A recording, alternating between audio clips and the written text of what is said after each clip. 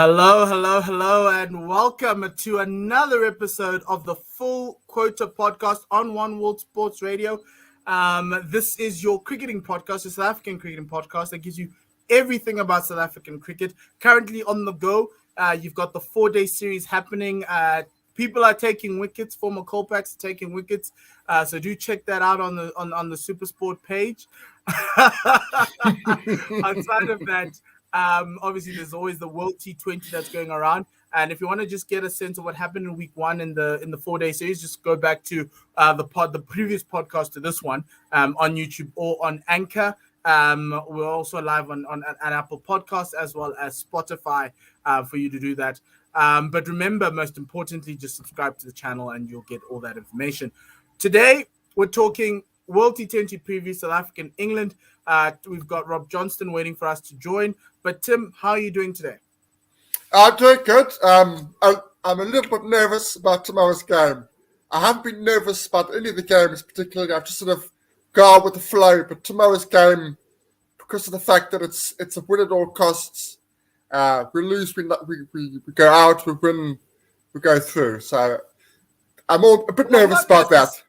Yeah, well, yes, that's going to be fun, and the West Indies need to come to the party sometime. But yeah, we need to be as cool as Temba was in the press conference. They did ask him what he would say to Kieran Pollard to try and get his charges to do something for us. And they asked him in East Coast, and I loved the response. But we're not going to talk about that now. But let's bring on Rob Johnston. Hi, Rob. How are you doing? Hi, guys. Very well, thank you. Thanks for having me. Yes, thank you for joining us. Rob, obviously we're going to talk about England and we're going to talk about the game, but how has this World Cup campaign been for England going through? Like, how are people, what is it above expectation? Is it at the expectation level? I think it's probably been slightly above expectation level, I'd say, just in not so much in the fact that England have won all their games, because I think, before the competition they were clearly one of the favourites, but just in the manner of the performances, I think they've been pretty dominant throughout. I think beating Australia in any format for England is a big thing, and the way they sort of demolished that Australian team was quite something. So I think so far, the campaign has been almost flawless. I mean, the injury to Tim Mills this week has probably been the only thing that's not gone quite to plan. So, it's been the perfect start in terms of this tournament. But obviously, the whatever happens next in the next potentially 3 games, it does become a bit of a lottery, and what's gone before sort of doesn't really matter. But they're in a good place at the moment. Indeed, they are.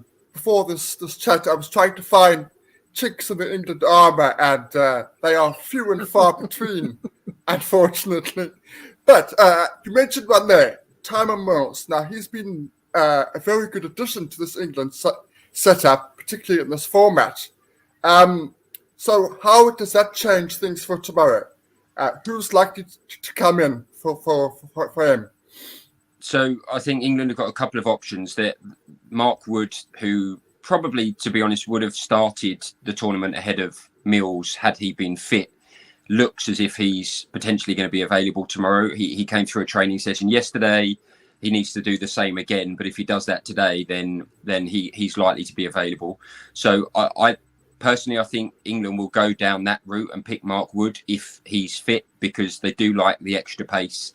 They do like having a 90-mile-an-hour bowler in their attack in white ball cricket. So I think they will go down that route. The other option is that they've got David Willey in the squad, another left armer like Mills, who might come in to give them that sort of variation of angle. But I think Wood is the favourite. The question is whether he'll be deemed fit or not. If he's not, then Willey comes in. But if he is, I think they'll go with Wood.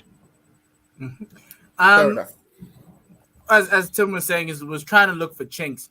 What are the weaknesses to this England side? What are the areas that you are worried about from an England perspective? Should there be a slip up tomorrow or anything else? Yeah, I still think that the one area of England's team where they are fallible is on the sort of pitch that the game is going to be played on tomorrow in Sharjah, where it is slow and low.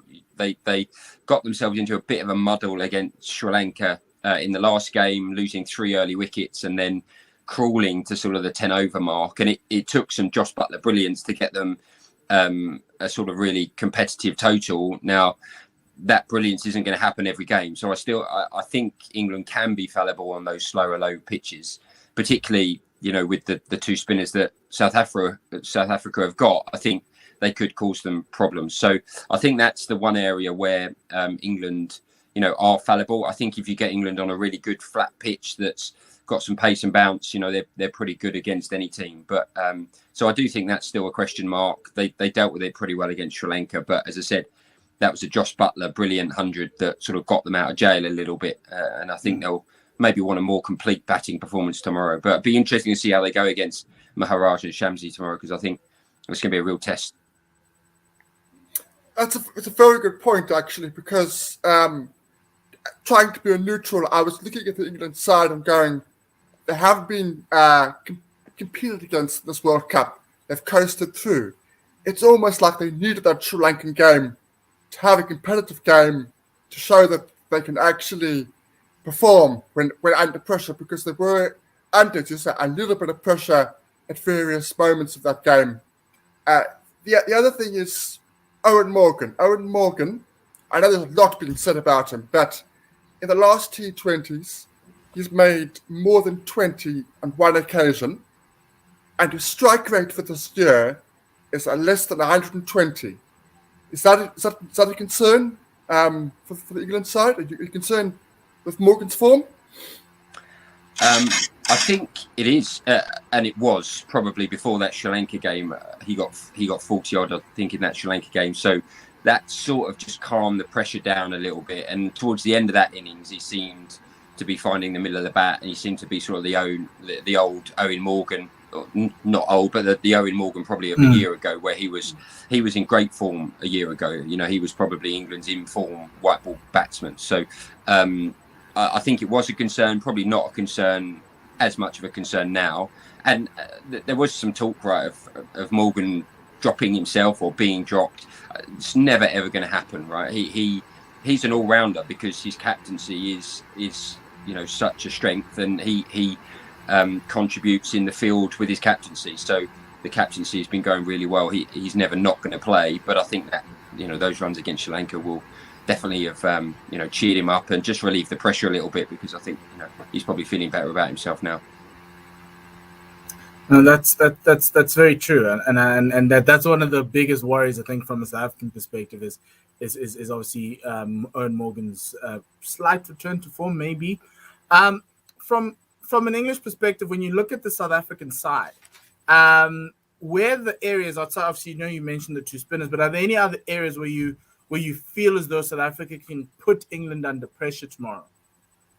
Yeah, I think spin is probably the main area, but I think the other area is, without Mills, is the England's death bowling. I think is a potential area where where South Africa could really make hay, potentially with Miller in the middle order there. He's played a couple of really important innings already in this tournament. So, Mills is a specialist death bowler. He's been fantastic there in franchise cricket and domestic cricket. Without him, it means that probably Wood will, if he plays, will bowl at the back end, potentially Wokes, along with Chris Jordan, who's the main death bowler. But, Jordan is a steady operator, but he's not. His record at the death hasn't been hugely impressive.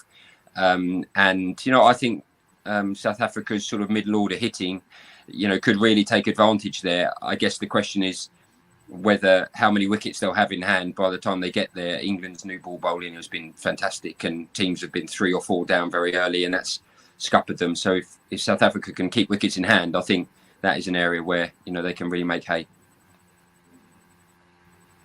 That is certainly the South African approach. We do try to, at the moment, keep as many wickets as possible and then go big at the end. So that would play into our hands if we could, as I say, keep the wickets. Another important player for England, I think, and I think it's had a very, very good World Cup, So we struggled against Zampa. We struggled against Hasaranka for Sri Lanka. I suspect if he's on the money, we may find Adil Rashid rather difficult in the middle overs. Yeah, what do you think? I mean, Rashid for a long time now has been, just a world-class spin bowler in white ball cricket. And if anything, he's probably got better since the 2019 World Cup.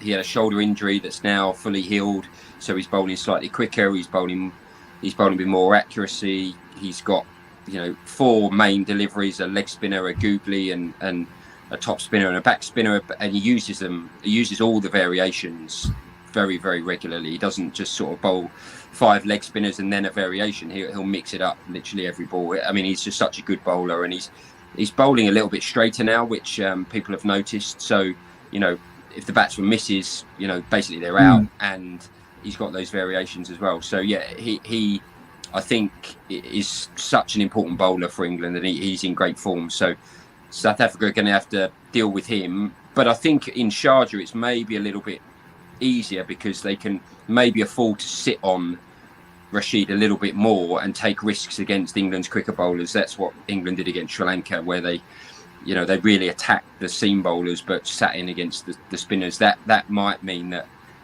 South Africa don't have to take quite as many risks against Rashid in Sharjah as they might have done in Dubai or Abu Dhabi. And obviously, yes, and on the other side, obviously, you got Moeen Ali as well, who has just come back into the side. How important has his inclusion been into this T20 side? Because obviously, when we played, I think in South Africa just over a year ago, he wasn't in and around the setup.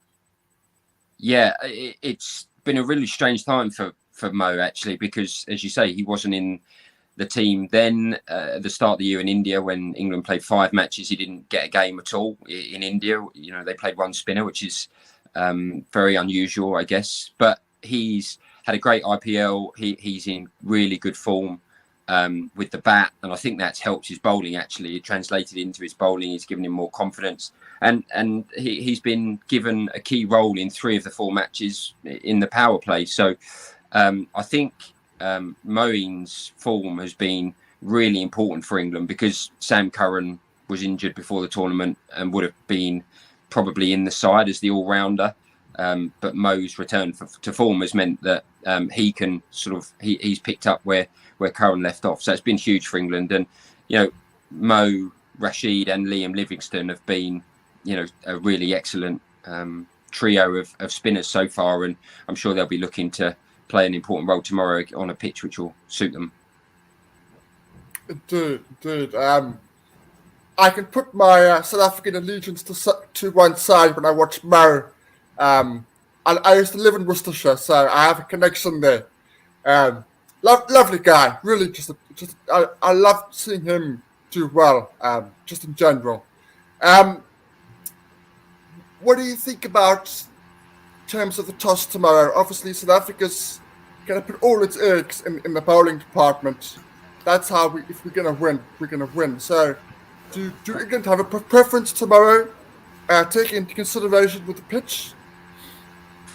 Yeah, I think England like chasing. Doesn't really matter what the pitch is. They like chasing. Probably they will be conscious that against Sri Lanka, the dew came down quite a bit in Sharjah, and they were obviously bowling second, and that made things difficult. So I think England will win the toss. If they win the toss, they will bowl first. I think that's almost a given.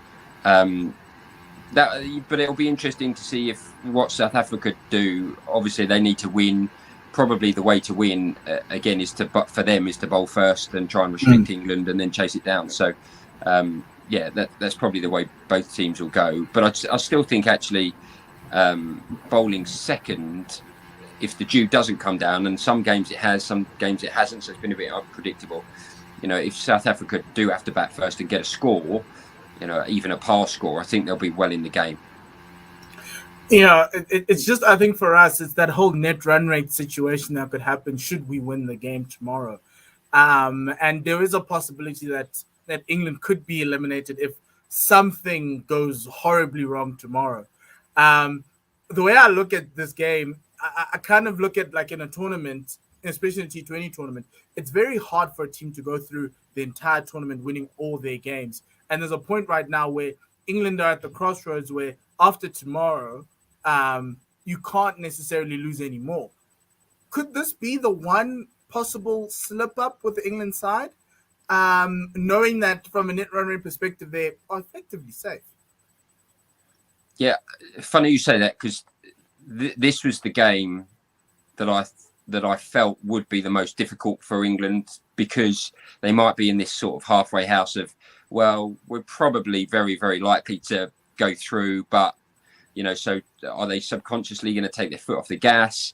It's in Sharjah, which doesn't suit them. South Africa are playing particularly well in the last couple of games, I think. So, yeah, I think there is a risk that England could lose this game. Owen Morgan on his press conference this morning sounded pretty adamant that there would be no taking their foot off the pedal. But yeah, I think of all of the group games, actually, this was the one that I sort of looked at and thought, that's going to be tough. So yeah, we'll have to see. But I think South Africa have definitely got some hope. Okay, where's your money? If you had to choose, with taking into consideration everything, the pitch, the teams, who do you think is going to win it in the end? Well, having just said that I was worried about England, I still think England will win. But and I still think they probably got slightly too much for South Africa. So yeah, I'm going to go with England. Who's your game breaker for England tomorrow? Who's the guy that wins it all? Interestingly, if Mark Wood plays, I think Mark Wood has got a big role to play just because of his pace. He is a classy white ball player, and I think on the Sharjah pitch, he's not especially tall. He could be quite skiddy, and I think he could potentially try and unsettle the South Africans a little bit. So I would go with Mark Wood, which he might not play, but if he does, I think that will be. I think he could be the man. And finally, we asked our guests all the way through this World Cup the same question: what's the feeling like in England at home? I know football is a religion over there, but are people interested? Is there fascination with the tournament? Are people? I know it's probably only on Sky, but is there an interest in the tournament? Yeah, it's a good question, and I guess I think because we're sort of comparing it to 2019 when there was a World Cup at home, a 50-over World Cup. It's obviously nowhere near that sort of level, and I think it is going a bit under the radar, to be honest, at the moment. I think maybe if England get to the semi-final and the final, that will change, but it appears to be going under the radar. The games, the timing here means that basically the games are taking place while people are at work, so again, they're not evening games that people can watch. And there's plenty going on in cricket, right, with the Azim Rafiq case at Yorkshire and his allegations of racism and the ECB and Yorkshire's handling of that case. So, to be honest, it hasn't captured the public's imagination. But the one thing I would say is that, in any sport, the English love a winner. So if England do get to the final, I think, it will probably escalate a bit there, I reckon.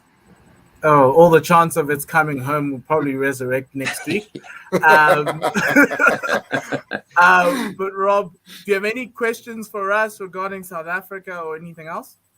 Yeah, I wanted to ask actually how you guys have viewed the South African campaign, because I guess there's a lot has happened in the group stage. That first game against Australia, they although it was a defeat, pushed Australia quite well, and then everything that's happened since. And I just wonder how you're viewing it. Is it sort of surpassed expectations, or you think the side have done maybe what you expected them to do?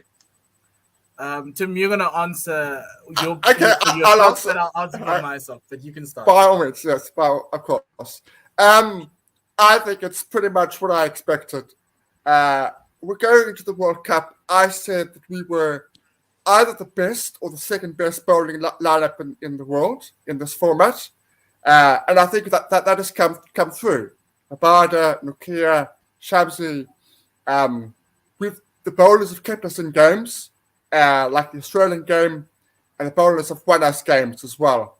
The batting has been a shambles for so many reasons.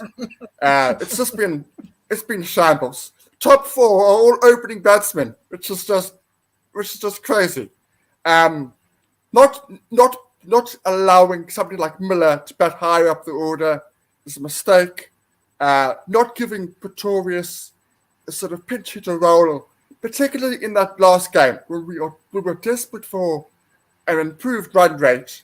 We didn't try to change things up. If you look at the Australian performance, they deliberately kept Steve Smith back.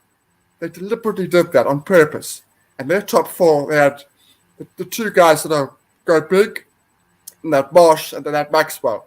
So overall, very conservative, pretty much as expected. Bowling exceptional. Can't fault the bowlers. The batting, so much to work for. We are playing, effectively as batsmen, we are playing T20 cricket as if it's 2007. That's where we are. Timmy, I think you're being a little bit harsh. No, we are. We are playing. We're playing prehistoric T20 cricket. Sorry, we are. Okay. I say we haven't moved on from 2016, and it feels like it's a little engine that could. And the only reason why that engine can hum is your bowlers are so great. I actually thought, had this team beaten Australia, it would have been above expectation. But now, since there's this expectation of tomorrow's game, and should West Indies bow out with a bang, South Africa ekes out a win tomorrow, it changes the complexion of everything else. And then you can say it's above expected, because I looking at this tournament, I thought they would beat Australia and I thought they would beat West Indies, because this team, in as much as it's conservative, they show you who they are. And that was the great thing about this team, is that I know that South Africa's going to score 150 every game, because that's what they can, 150, 160. And they can defend that because you've got one of the best bowling attacks in the world with the number 2, well, he's now number 2, but the number 2 spinner, number 2 bowler in the world. And so that's where I'm sitting at. I feel like tomorrow we will lose and everyone's going to call it like a moral victory. But I'm still looking at that Australia game as an opportunity lost. And then on top of that, I'm looking at that Bangladesh game as another opportunity lost, because this team struggles to adapt. And tomorrow is one game where you kind of need to adapt to the team that you're playing. You kind of need more boundary hitters than more consolidators or accumulators. So I would have actually dropped one of the 4 openers that Tim says and brought in Heino Klaasen, because his strike rate's a little bit high. His form is off, but that's the risk I take in trying to beat in England, rather than maybe going conservative. But that's what South Africa's going to do. They're going to go conservative, hopefully put up 150 if they bat first. We'll try and restrict England as much as they can and see if it's good enough. The only problem is England has that extra bit of quality. David Malan hasn't played that well, so you might find him getting into form tomorrow, which would be great for England. We know how devastating Johnny Bairstow can be, because the thing is, we've seen England. We've seen them here in South Africa last year. We saw them at the beginning of 2020. We've set 200 to England multiple times, and they've beaten us.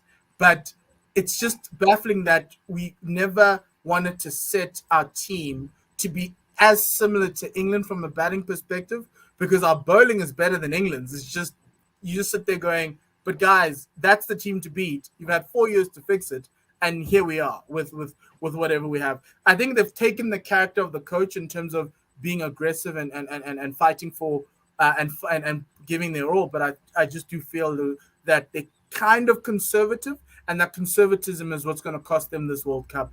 And it's going to be a moral victory next week when they come back if they get eliminated. But I'll know the truth, and the truth is they let it slip out of their hands, and that's disappointing. Where do you think that conservatism comes from? Is that from Boucher, Bavuma, or because it's that being conservative is not the way to win T20 cricket, right? I think it comes from the coach. I think they started trying to be aggressive, but it's the coach and the selectors. I think they're selecting players on reputation, like the West Indies, and not necessarily on form and ability. So if you look at like the boundary percentages of the guys, they're very low, but they're very high dot ball accumulators. So it is a strategy to kind of reduce the dot balls. But if you look at England, they score a lot of boundaries. South Africa does not.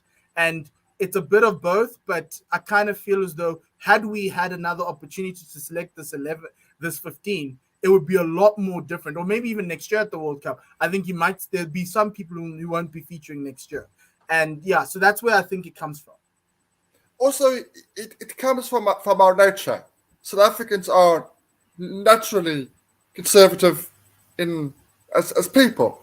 So that's come through, and that's come through from when we came back into cricket, all the way through from a couple of vessels, all the way through. And it hasn't changed the formats at all. So whatever format we are playing, we are still playing conservative cricket in nature. Even in Test cricket. Even when we were number one in the world in Test cricket. Even when we were number one in the world. We drew a whole lot of games. Lot of games. Yeah, that's it. It's our nature, I'm afraid. Okay, Rob. Thank you very much for joining us. Really, really loved your insight on the England team. All the best tomorrow. May the best team win, and all the best for the rest of the tournament.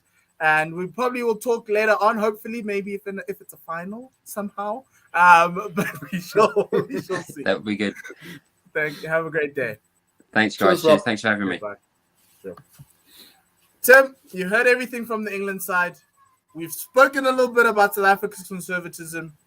I guess the whole point is to be a little bit more aggressive.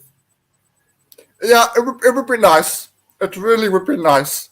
Even if it is only changing personnel in the batting order. If it's just that, then that would be fantastic. Because it shows intent, right? Yeah, exactly. And that's what's been missing in this tournament. Just move Miller up one, and that's it. And then I'd be happy. Yeah. So I listened to Timber's press conference earlier today, and they asked him about obviously how do you counter a team like England, and and I'm paraphrasing, and his answer was, look, we're not going to change much from a strategy perspective. That disappointed me, but he just said he wants all his players to give him 5% more, just 5% more. Does 5% more of the side help you beat England? No, I don't like this. We're gonna give 5%. We're gonna give you 110%. 110% doesn't exist. So I don't like these numbers that get brought. But I know it's just lip service. It's just numbers for the sake of numbers. It's not actually any specific thing. It's not any specific plan. So no, I would much prefer it if you got in depth into that. So just giving a number for me is just flat. It's just flat. In his defense, obviously he says that obviously they're not going to be any wholesale big changes in strategy. They're not going to be any big surprises they have planned for England. It's just that he feels as though this team hasn't played its best cricket, but you're going to get to that. To that, we need to get them to that level, and this is the game where we get them to that level. It kind of feels like obviously they're calling it, and he said they're calling it a quarterfinal. They are building up to that, and so he was like, "Don't change much, just keep doing what you've been doing, but increase the level." But from a tactical perspective, tomorrow, how do you take on England as Mark and Timber? The thing is, you have to play positive cricket. Okay, it doesn't need to be aggressive. So I'm not expecting them to play the way that England play. Somebody was asking me this earlier today, and I'm not expecting them to do that because we don't have the personnel. But you can play positive cricket. So when things are a little bit sticky, instead of building up towards the last 5 overs, for example, it's batting, build within there. You're a little bit tricky, put the pressure back on. If the pressure back on is just hitting 2 fours over the inner ring, consecutive balls, that's pressure. It doesn't need to be 4 in a row. Just 2 in the over, that's 8. You get your singles, that's 11 of the over. 11 of the over, and you've done virtually nothing. So it's about the approach. England, as we've seen against Sri Lanka, they were under a little bit of pressure against Sri Lanka, and it was quite close. There was a time when Sri Lanka, you thought maybe Sri Lanka could get over the line, yeah. And I feel so bad for Mickey Arthur. If they had an Angela Matthews or somebody in that side, they might have got over the line. Just or Sankara.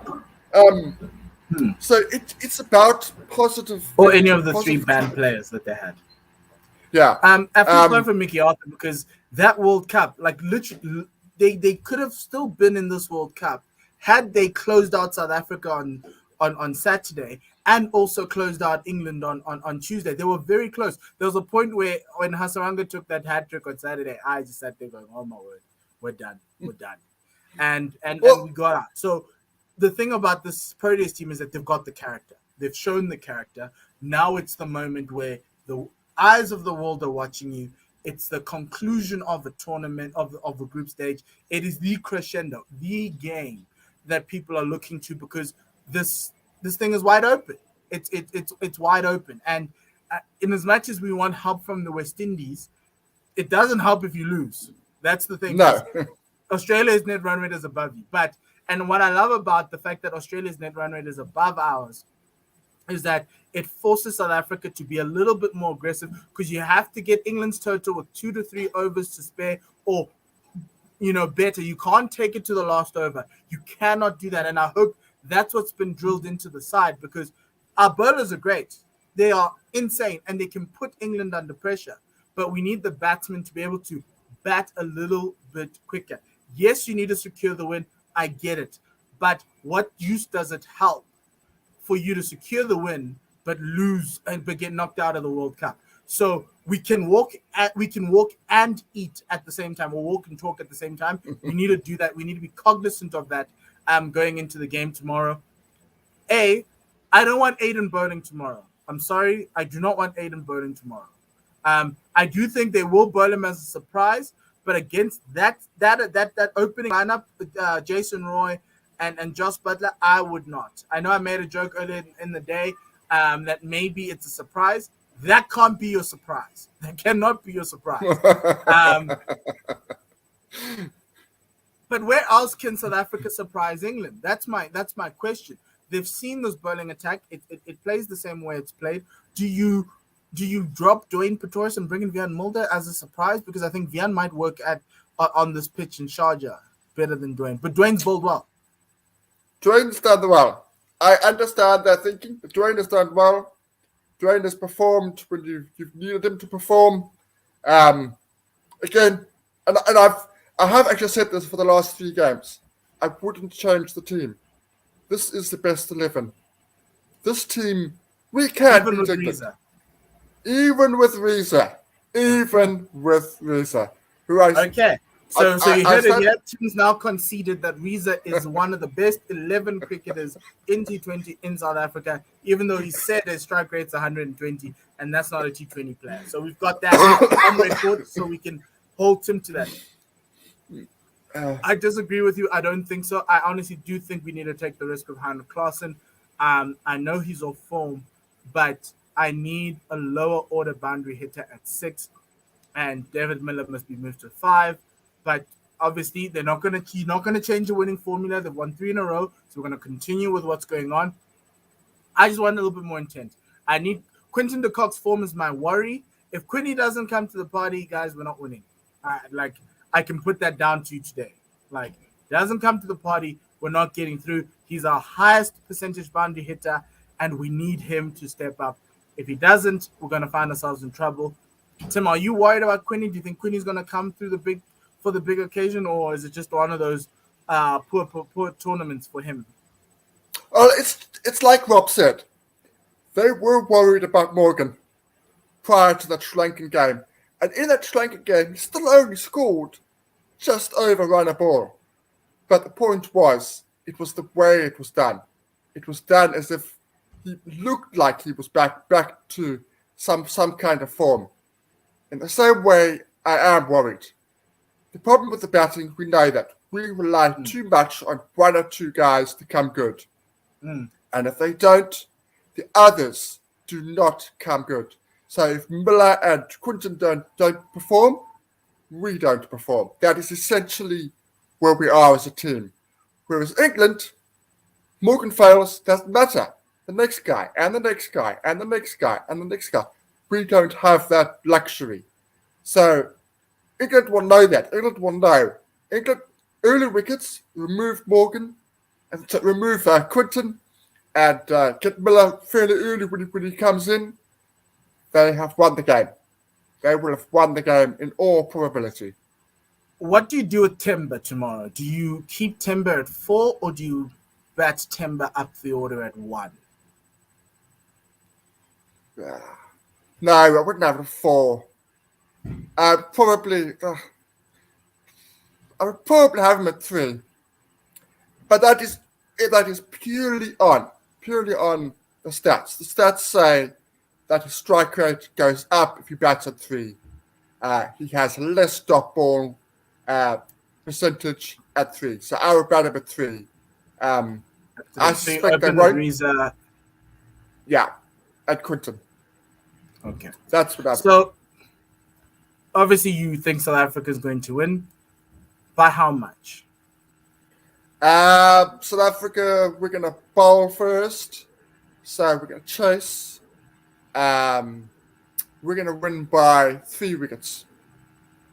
It's going to be a tighty. It's going to be a tighty. It's going to be about 3 wickets. I would say with about in the final over, sort of 4 balls to go, but like that. So that means we get knocked out. Or are you hoping the West Indies pull out a win? No, in all probability, I'm going with what you said. Win the game, get knocked out. Moral victory. We're going to give ourselves a pat on the back for beating the West Indies in England. Move on. And then we come back home to all the drama that's awaiting this team. I do think we can do it, and I hope they do. So here's the thing, and here's my final point to the Proteas. Tomorrow is a game where you make a statement to the rest of the world, even to the South Africans. Everybody has you not coming through. There's so many things said against this team. People don't want the coach. People don't want the captain. People don't want the players in the side.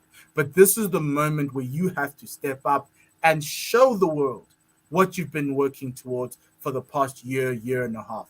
Because nobody knows what happens inside the camp. Nobody knows what you're planning. We're all speculating.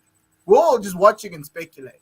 So this is your moment to step up and show the world that this is who you are. Because if you don't, we're going to come back and we're going to pick you apart. And that's the sad fact about sport in the world, is that they're going to pick everything apart, even though how well-intentioned it was. And so if you can show that little bit of intent, that 5% that Timber's asking for, please do. Because at the end of the day, that could be the difference between you winning and losing, and also going through, because that's what you want. Everyone's bemoaned the way this team is battered slowly and everything else. That tomorrow's the moment to show, because even Tim says you guys are playing 2007 cricket. I say 2016. So come prove us wrong and show us that you are playing 2021 T20 cricket. And that's what it is. It's been a tough tournament. I get it. It's been a hard tournament. I get it. I know there's bubbles and everything else, but just for 4 hours, please shut us up. Shut us up. Win and go through.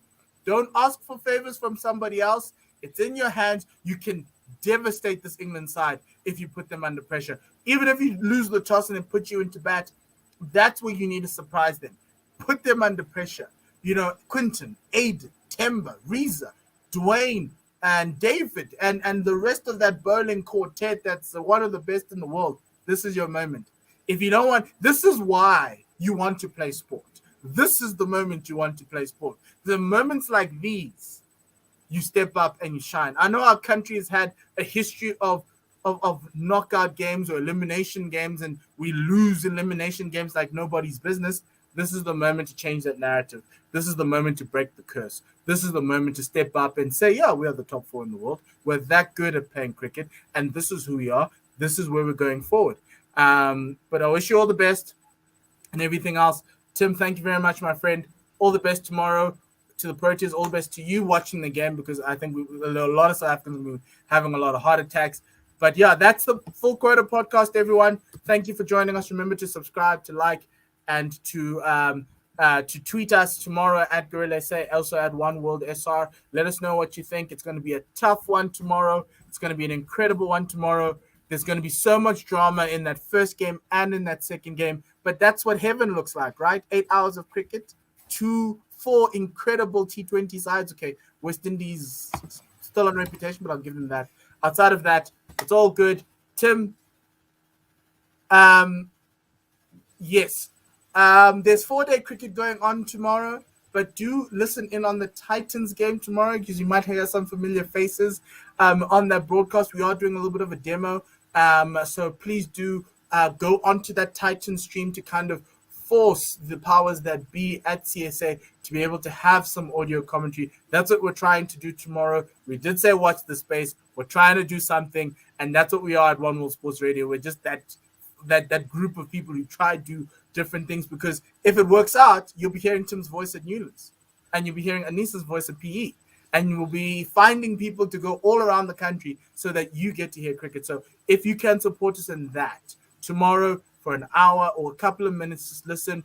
I know they don't do comments, but to just show that you're happy with the commentary, and tweet on YouTube, tweet CSA and everybody else. That'll be so appreciative, because we think this has legs. We want to give you a great experience watching domestic cricket, and that's what we do. And that's what this podcast is also about. We're trying to give you a great experience in following the game, and I hope we've given you everything you need to know for tomorrow's game. Enjoy it. Enjoy the weekend of cricket. I know India is going badly, so that's a fun part to enjoy at least. Even if we get knocked out with India. But outside of that, have a great time. Have a great afternoon. And finally, good day, goodbye, good night, wherever you are in the world. We'll see you on the other side of this. The silent.